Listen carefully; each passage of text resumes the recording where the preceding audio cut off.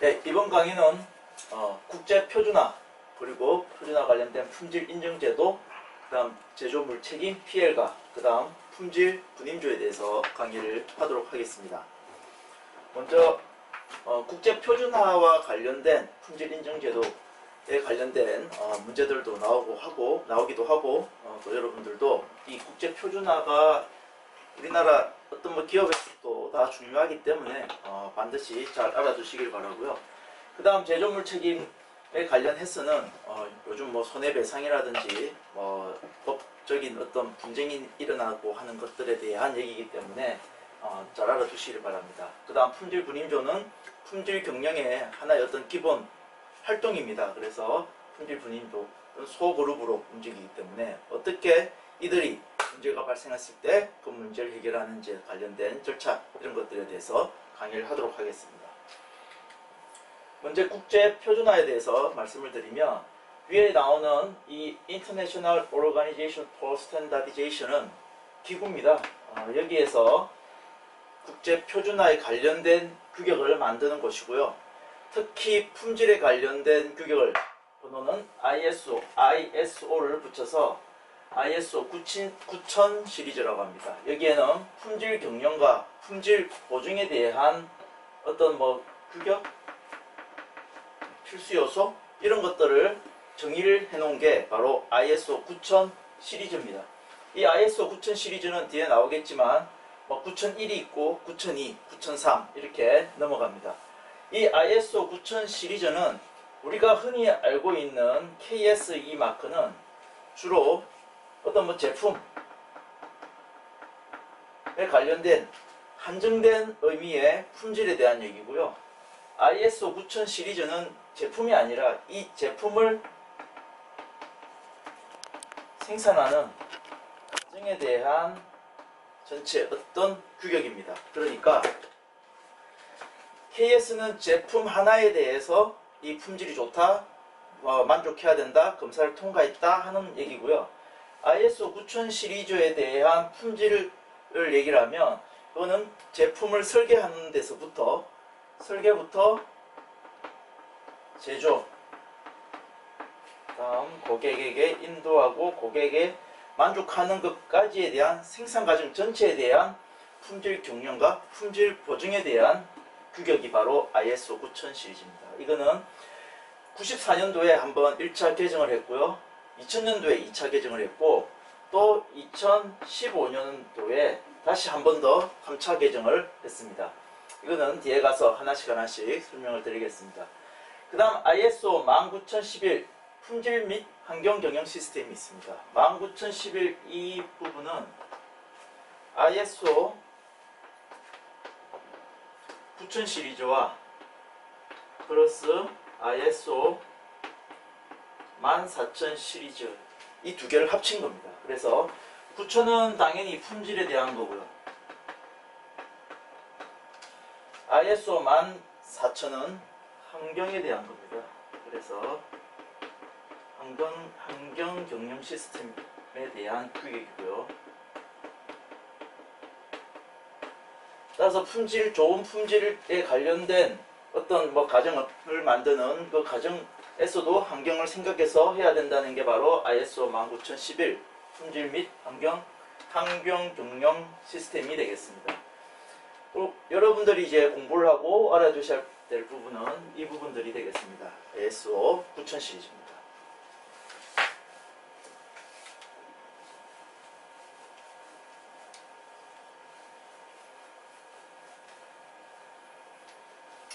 한번 기본 정의를 한번 보시면, ISO 9000 시리즈는 일단 국가별로 국제적으로 통일을 하나 시키는 겁니다.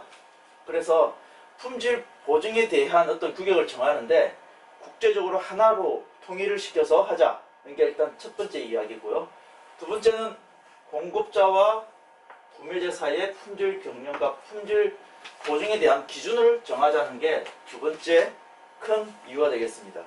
그 다음 마지막이 고객 만족을 위한 규격이다. 이 세 가지가 ISO 9000 시리즈의 기본 정의라고 보시면 되겠습니다. 그래서 전 세계 어디든 전 세계에 있는 국가들이 다 이 규격을 따르는 건 아니지만 대부분 선진 국가들은 이 ISO 9000 시리즈에 따라서 그 규격에 맞춰서 품질에 맞는 제품을 생산하기 때문에 국제적으로 통일을 시켰고요. 그 다음 공급자와 구매자 사이에 어떤 품질 보증을 해주기 때문에 품질 경영과 품질 경영에 관한 기준을 정해줘서 훨씬 원활한 공급자와 구매자 사이에 신뢰도를 향상시키게 해주는 게 바로 ISO 9000 시리즈입니다. 그 다음 기본은 항상 고객 만족을 위한 규격입니다. 결국 ISO 9000 시리즈를 획득한 기업인 경우에는 이 공급자와 구매자 사이에 신뢰도가 신뢰도가 확실하다 이렇게 보시면 되겠습니다. 그 다음 지금 개정이 계속되고 있는데 개정에 대한 어떤 관련을 보면 기존의 제조업 중심의 규격 모델을 3차 산업으로 이동하고 있고 이 3차 산업에는 병원이라든지 또는 공공기관 이런 것들이 포함되겠습니다. 그래서 점점 제조업 중심에서 이 ISO 9000 시리즈 규격을 만들다가 이제는 개정을 자꾸 시키면서 서비스업 분야로도 나간다. 그 다음 지속적인 개선 및 부적합 사항에 대한 예방을 통해서 고객 만족의 달성을 강조를 점점 개정을 하면서 하고 있습니다. 그래서 항상 고객 만족 달성을 위한 강조가 항상 기본적으로 계속 개정에도 계속 들어가고 있습니다.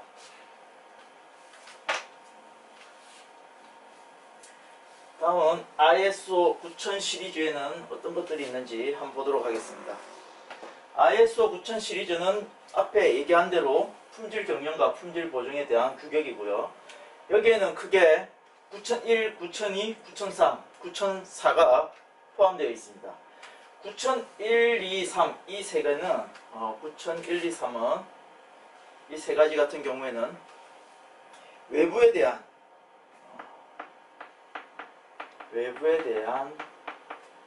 품질 보증입니다. 다시 얘기하면 ISO 9001, 2, 3 같은 경우에는 외부에서 봤을 때 이 기업이 얼마만큼 품질 좋은 제품 그리고 규격에 맞는 제품을 생산하고 있는지에 대한 보증을 해준다는 겁니다. 그래서 1, 2, 3은 외부 품질 보증을 얘기하는 거고요. 9004 같은 경우에는 내부입니다. 내부 품질 경영입니다. 다시 얘기를 하면 9004는 외부에서 보는 게 아니고 우리 기업, 이 제품을 생산하는 기업 내에서 봤을 때 얼마만큼 효율적인 품질 경영을 잘 하고 있는지, 합리적인 품질 경영을 하고 있는지에 대한 규격을 얘기하는 게 9004가 되겠습니다. 9001, 2, 3 같은 경우에는 좀 더 자세히 설명을 드리면 여러분 보시다시피 9001 같은 경우에는 설계 개발,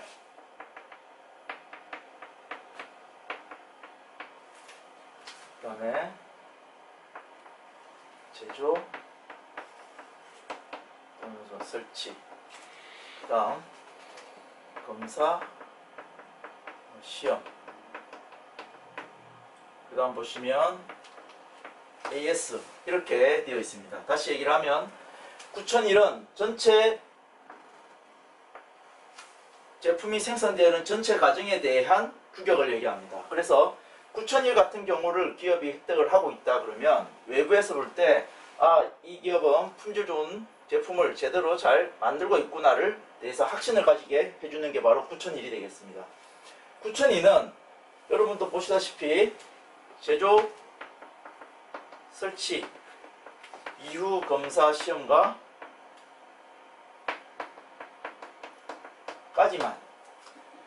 여기까지만 맞다. 그 다음 여기까지만 규격에 맞추면 된다. 그 다음 9003 같은 경우에는 최종 검사와 시험입니다. 보시면 전체 과정에서 제조, 설치, 검사 비용, 그 다음 마지막 최종 검사 9003만 획득했다는 것은 결국 얘만 규격에 맞추면 된다는 얘기고요. 이 의미는 장기적으로 봤을 때 9001 획득하고 계속해서 동일하고 품질에 적합한 그런 제품을 계속 개발한다면 9002로 내려가고 9002로 내려갔다는 것은 설계 개발은 믿을 수 있다는 얘기고 그 이후 과정에 대해서 규격에 맞나 안 맞나 확인하는 거고요. 장기적으로 계속 좋은 제품을 계속 생산해내고 있으면 결국 9003을 획득한 경우에는 앞에 설계 개발이나 AS 같은 경우에는 이 기업은 잘하고 있으니까 굳이 이것까지는 필요 없다고 보기 때문에 아주 좋은 케이스입니다. 하지만 개정을 하면서 굳이 이렇게까지 할 필요가 없다고 보기 때문에 다 9001로 통일을 시킵니다. ISO 9000 시리즈는 결국 9001로 다 통일로 가게 되겠습니다.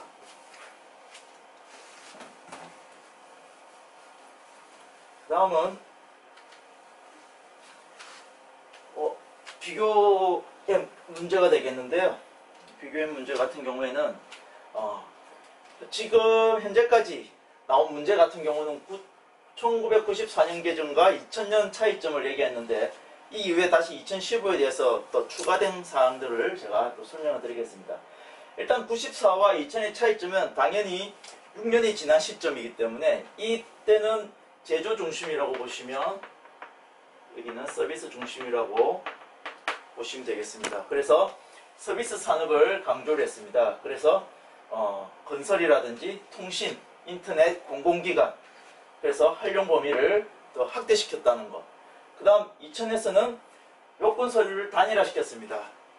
ISO 9000 시리즈의 중요한 하나의 특징은 바로 문서화인데 문서화시키는 이유는 어느 누가 다시 와서 이 제품 또는 이 기업을 보더라도 알 수 있게 전부 다 문서로 만들어 놓고 이 문서에서 고칠 게 있는지 개선할 게 있는지 잘못된 게 있는지 아니면 잘하고 있는 경우에도 문서로 남겨서 이대로 계속 유지할 수 있게 예를 들어 새로운 직원이 왔다든지 아니면 새로운 감사가 왔다든지 봤을 때도 충분하게 다 이해를 하고 이 기업이 얼마나 잘 적합한 품질의 제품을 생산하고 있는지를 알 수 있게 하는 게 바로 이 문서화인데 이 문서화들이 전체 거의 다 문서화되어 있는 이 기업의 문화에서 단일화시키는 방향으로 가게 만들었다는 게 2000에 94년 2000과의 차이점입니다. 그 다음 경영 시스템을 조직 프로세스에다가 연계시키는 이 방법과 그 다음 성과 중심의 지속적 개선 그 다음 고객 만족 실현 강조와 최고 경영층의 역할을 강조했습니다. 고객 만족은 당연히 기본으로 있는데 실현을 더욱더 강화시켰다는 얘기고요. 그 다음 최고 경영층이 어떻게 무슨 역할을 해야 될지가 나오는데 그 위에 최고 경영자가 의지를 가지고 기업에서 어떻게 품질에 대해서 할 것인지에 대한 것을 해야 된다는 그런 규정을 만들었다는 게 바로 2000의 특징입니다. 그 다음 마지막으로 절차 중심 접근 방식에서 프로세스적인 접근 방식으로 전환했다는 게 ISO 9000의 1994와 2000의 차이점이 되겠습니다.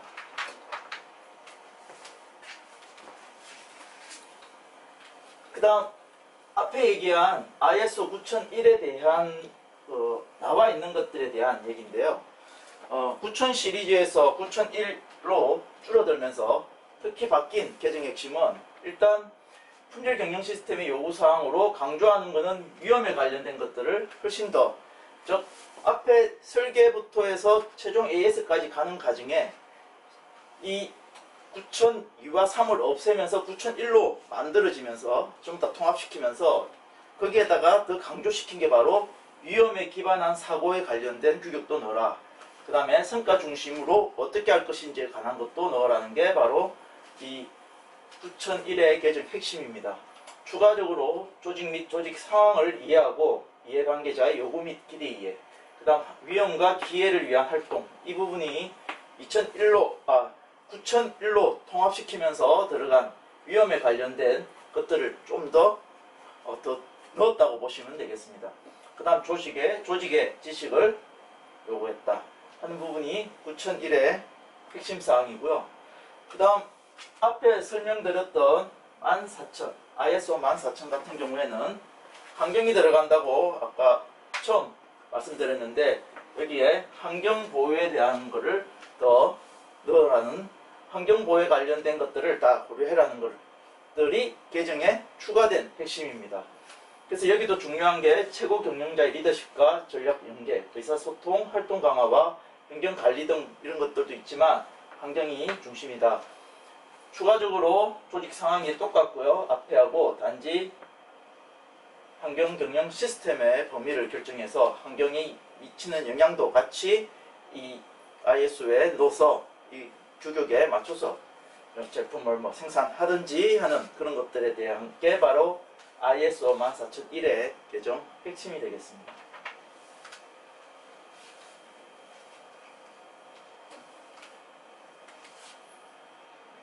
다음은 2015입니다.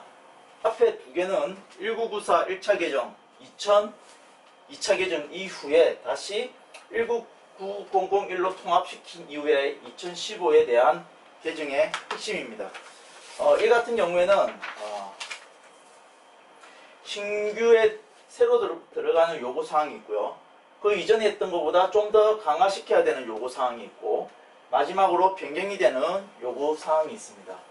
먼저 신규 요구사항을 보면 이 같은 경우에는 조직, 그 다음 조직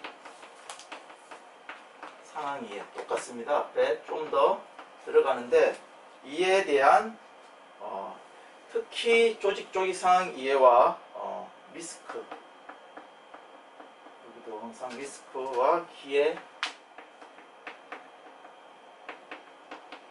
위한 활동,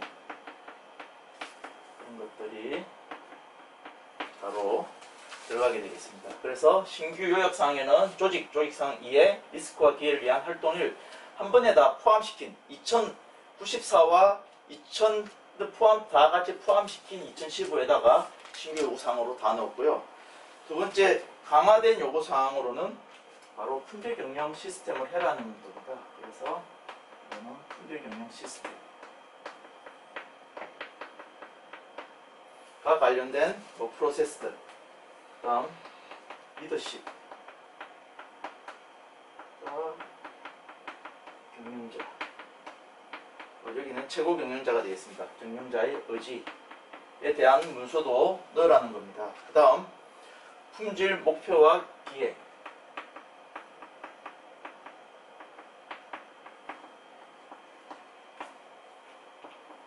등 이 외에 모니터링, 측정장치, 제품 및 서비스 인도 활동이나 변경관리 이런 것들이 여기에 포함이 되게 되겠습니다.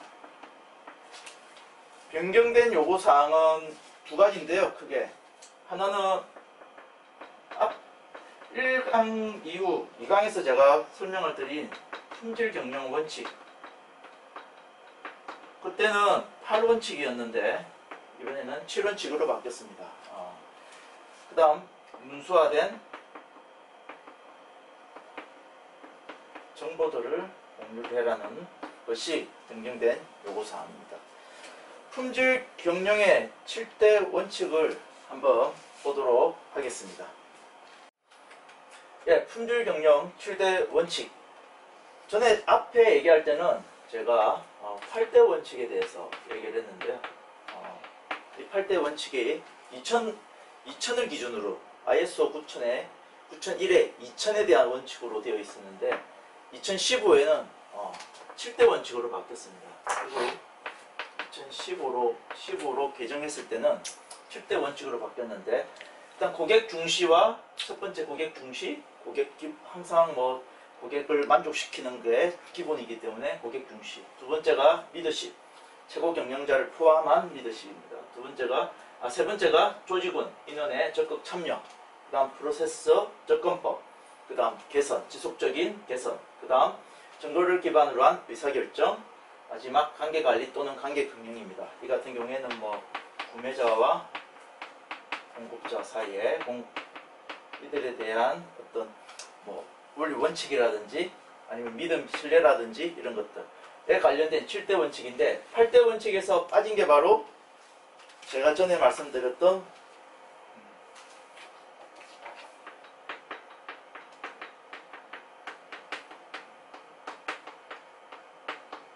원칙 경영의 시스템적 접근입니다.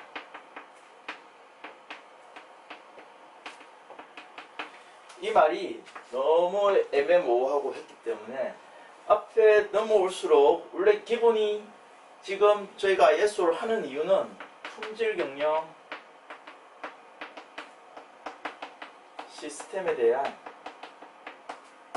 효율성과 뭐 관리에 대한 건데, 결국 이 말이 이것을 포함을 하고 있기 때문에 8번째를 없애고 7개만 하는 걸로 되어 있고, 훨씬 더 대신 2015는 더 강화되었다는 거, 훨씬 더 그 ISO 9000 시리즈를 인정받기 위한 기업들은 훨씬 더 강화된 이 원칙에 따른 것들을 해야 된다는 게 지금 2015에 나오는 7대 원칙입니다. 그래서 이 마지막에 있는 원칙 경영의 시스템 조건인 8대 원칙에서 이 부분을 뺀 7개가 바로 7대 원칙이 되겠습니다.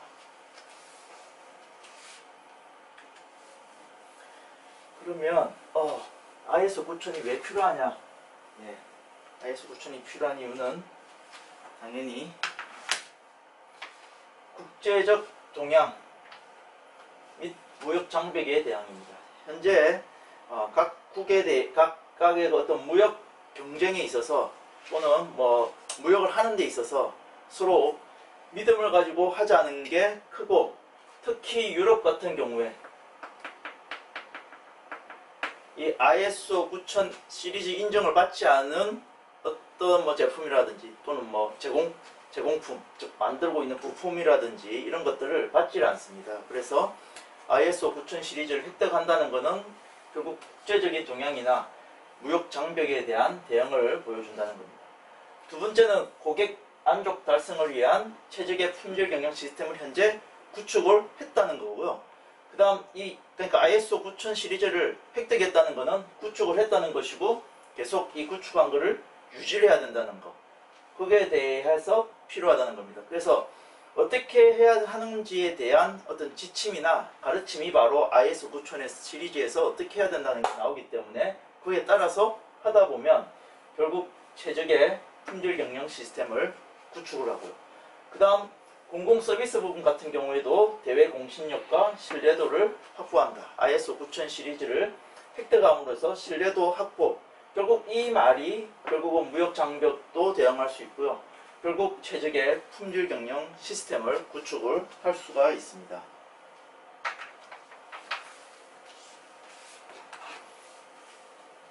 다음은 기대 효과입니다. 그러면 ISO 9000을 달성했을 때 기대 효과는 어떤 거 있느냐? 역시 가장 중요한 게 바로 전 조직의 전 인원들이 다 품질의식을 향상을 합니다. 그래서 이 같은 경우에는 전사적 차원의 품질 우선 마인드를 유지한다는 것, 이게 아주 큰 하나의 기대 효과입니다. 그 다음 품질 경영 시스템에 대한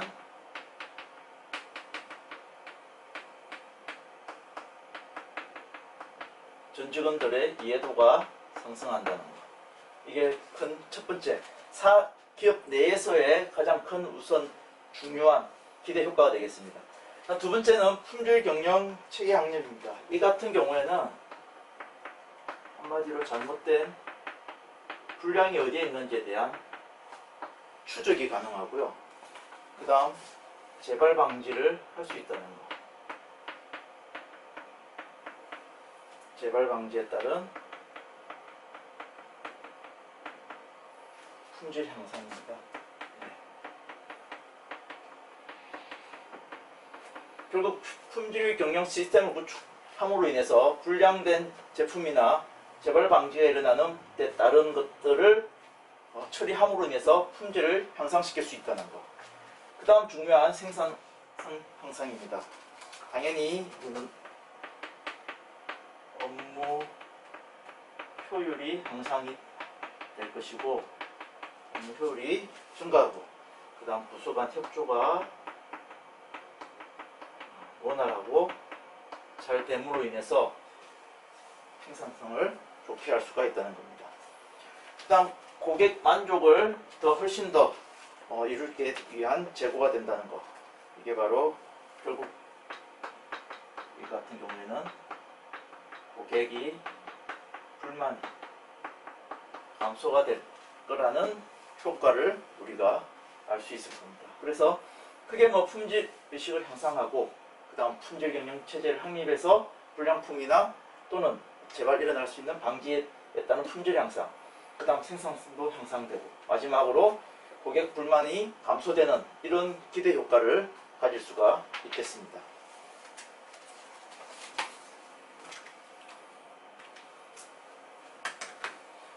결국 요약을 하면 이 뜻대로 가장 결국 업계 ISO 9000을 하게 되면 얻을 수 있는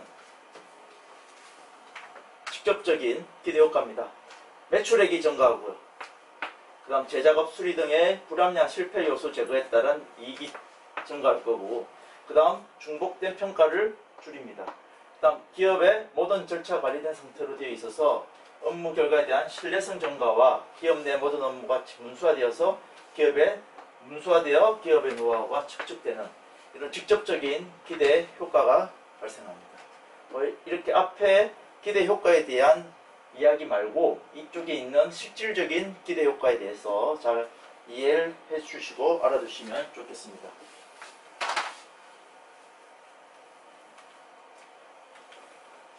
마지막이 프로세스 접근 모델입니다. 이 같은 경우에는 가장 기본이 일단 고객이 요구하는 게 있을 거고요. 고객이 요구를 한다는 것 자체는 여기에 대한 어떤 인풋되는 정보가 있고, 이 정보가 결국은 제품과 또는 서비스를 만들어내서 제품으로 나올 거고요. 결국 고객이 요구하는 거에 대한 인풋에 대한 정보를 얻어서, 그래서 우리가 제품과 서비스를 만들어서 제품을 출시하는 이 과정이 프로세스 접근 모델인데, 제품 또는 서비스를 제품이라고 하면 제품을 만들어내기 위해서 필요한 것들을 보면 첫 번째가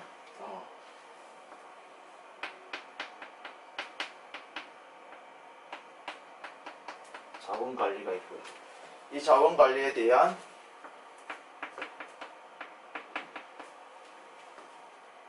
경영에 대한 책임, 최고 경영자들이 하는 경영 책임이 하나 있고, 그 다음이 측정이라든지 시험 또는 개선, 분석 이런 것들을 통해서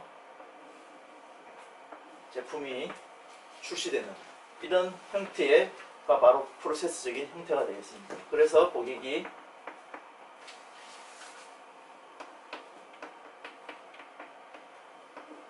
만족하는지 안 하는지에 대한 피드백을 얻게 되겠습니다. 여기서 하나 중요한 것이 고객과 경영자들에 대한 이 두에 대한 어떤 통신 아니면 인터페이스 또는 요구사항들, 이것들이 경영에 대한 책임이 직접 고객과 항상 연관지어서 움직여야 된다는 그런 얘기가 되겠습니다. 이 모든 것들을 다 지속적으로 개선을 해야지만 우리가 ISO 9000 시리즈를 얻었더라도 계속 유지하면서 나갈 수 있는 그런 효과를 얻을 수 있을 겁니다. 이상이 ISO 9000 시리즈에 대해서 강의를 하였습니다.